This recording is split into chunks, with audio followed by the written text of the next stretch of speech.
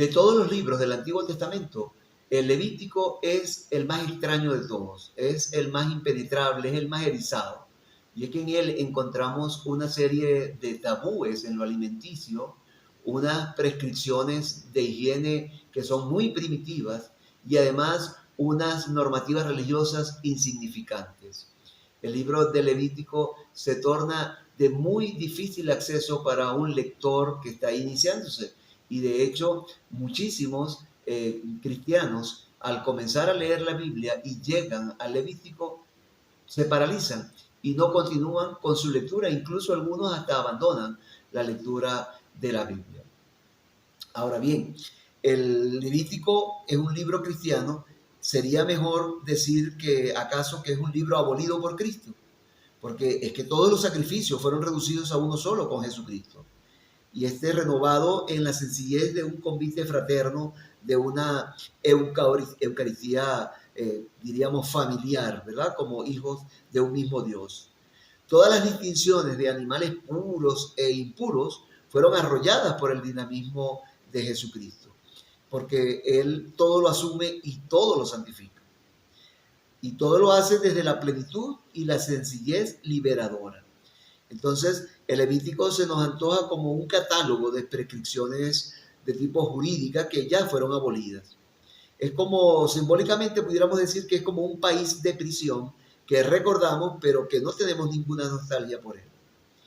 En este sentido dialéctico que tiene el libro, es interesante, desde luego, llegar hasta ser necesario para denunciar la presencia reptante del pasado entre nosotros y entonces así poder sanarnos de la tentación de esa recaída, ¿no? De esa reincidencia en los pecados que ya fueron superados. Ahora, podríamos decir entonces que aquellas leyes eran malas. ¿Cómo entonces podría presentarse o atribuir la escritura a Dios si ese libro entonces es abolido? Pues tenemos entonces que seguir buscando y buscar un acceso vivo a estas lecturas, a estas páginas. Ahora, no es poco que desafía nuestro conformismo y nuestra curiosidad. Y es que el Levítico nos obliga a buscar, nos obliga a investigar. Ya eso, por supuesto, es bastante, ¿verdad? Ahora, para comprender el libro del Levítico tenemos que ubicarnos en dos contextos. El contexto histórico y el contexto religioso. En el contexto histórico, sabemos que el libro se ubica en el siglo V antes de Jesucristo. Y en ese tiempo los judíos formaban una provincia bajo el dominio de Persia, que es lo que hoy conocemos como Irán.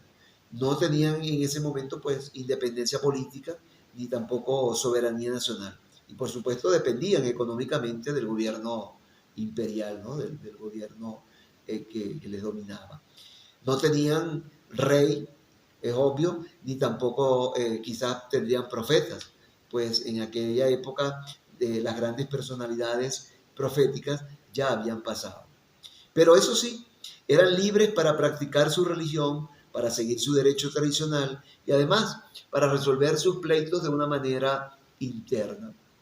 Ellos tenían la característica en ese tiempo, además, que la mayoría del pueblo judío, quizás no pudiéramos decir la mayoría, pero muchísimos judíos vivían en la diáspora, es decir, eran emigrantes y estaban en países vecinos y otros lejanos.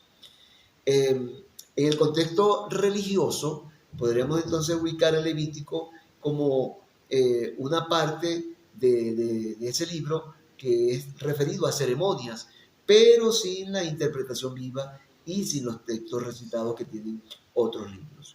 Y en este sentido resulta entonces un libro de consulta más que de lectura. Pero si superamos las pequeñas o las grandes prescripciones que nos bloquean, entonces llegamos a ocultar un latido de vida religiosa y habremos entonces descubierto una realidad humana válida y permanente para el pueblo judío. Bien, contemplando entonces el Levítico como un arco entre las prácticas religiosas de otros pueblos y la obra de Cristo, veremos en él la pedagogía de Dios. Y es que la pedagogía de Dios es una pedagogía paterna, una pedagogía comprensiva, paciente, que comprende lo bueno que hay en tantas expresiones humanas del paganismo, lo aprueba y lo recoge y lo traslada a un nuevo contexto para depurarlo y desarrollarlo. Y con esos elementos entonces encausa la religiosidad de su pueblo, satisface así la necesidad de expresión y de práctica religiosa, pero al mismo tiempo está enviando pues la palabra profética para criticar el formalismo, la rutina, el ritualismo que caracterizan al pueblo judío y que son peligrosos inherentes a toda práctica religiosa. Por eso el lector de hoy, para comprender el libro del Levítico, debe entonces asumirlo desde una perspectiva de simplicidad, pero en el sentido de darle la mayor importancia a las cosas complicadas, es decir, de no enrollarnos, de no enredarnos en ese formalismo leguleyo de lo higiénico, de lo saludable, de lo religioso. Conozcamos mejor nuestra religión, conociendo la Biblia para fortalecer nuestra fe.